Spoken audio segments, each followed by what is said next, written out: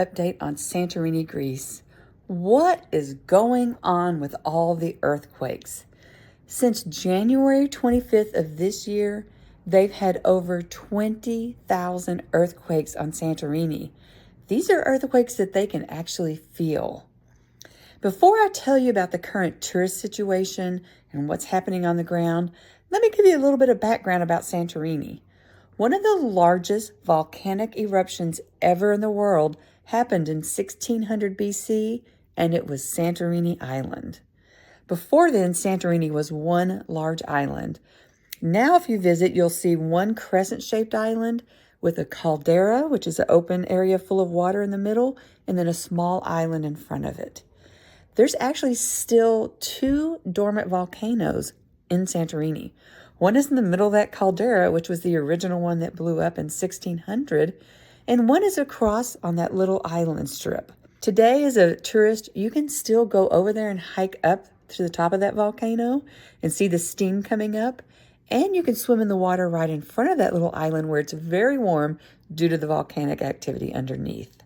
They're both dormant, but considered active. The last big earthquake in Santorini was in 1956. And when you visit the island, you can still see ruins from this. If you go to the top of Amorgus or Megalochoria, you can see a lot of ruins where they've never rebuilt the houses that were there. Even in Ia, where all the tourists hang out, you can see a lot of the ruins. Fast forward to today, this grid here shows you 1 day's worth of earthquake activity. Scientists were originally thinking the plates were moving around right outside of Santorini, which was affecting actually 3 islands, Santorini, Amorgus, and Anafi. But now they're starting to think a new volcano may be forming right out there, which is a little scary. So what's happening on the ground? About February 15th, they started evacuating Santorini. Tens of thousands of tourists and locals all left the island. They had special flights going out, special ferries going out to get as many people as possible off the island. They brought in emergency generators and supplies situated around the island to be prepared if there was a really large earthquake. They closed the schools, and recently they've just announced they're going to build a temporary port for emergency evacuations.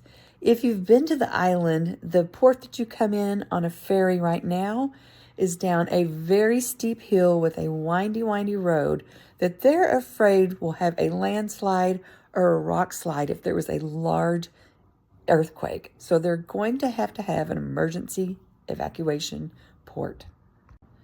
So as far as a tourist, what are the big potential risks in Santorini? Obviously, the earthquake, which could destroy lots of property, buildings. There's a fear of tsunamis, depending on where the earthquake happens, and rock slides. As a tourist, I did a little bit of research, and there still is at least one flight a day coming into Santorini. There's also at least one ferry a day coming in from Athens. And in the last couple of weeks, or the last week or so, the number of earthquakes has decreased, so they are seeing a decrease. So a lot of the hotels are open for business. Now the pools and the hot tubs will not have water in them. They had to drain that water because they thought that would stabilize the island a little bit. You can still go on a lot of tours. I checked, and there are tours over to that island to look at the volcano and swim in the warm water.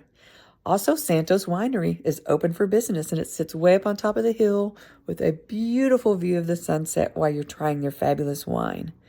Now, what you will find as a tourist that some of the areas will be off limits, especially areas where they think there might be a rock slide if there was a large earthquake. If you are planning to go to Santorini in the next couple of months, I would highly suggest that you have some really good insurance, the type that will get you evacuated off of an island if you were hurt, as well as sign up for your country of citizenship's safe traveler notifications. They'll send you text messages if something is going on that you're not aware of. Also, find some local sources that are in English or a language you understand so you can know what's happening there on the ground. Let me know in the comments, would you go to Santorini right now? Let me know what you think in the comments. Ciao for now.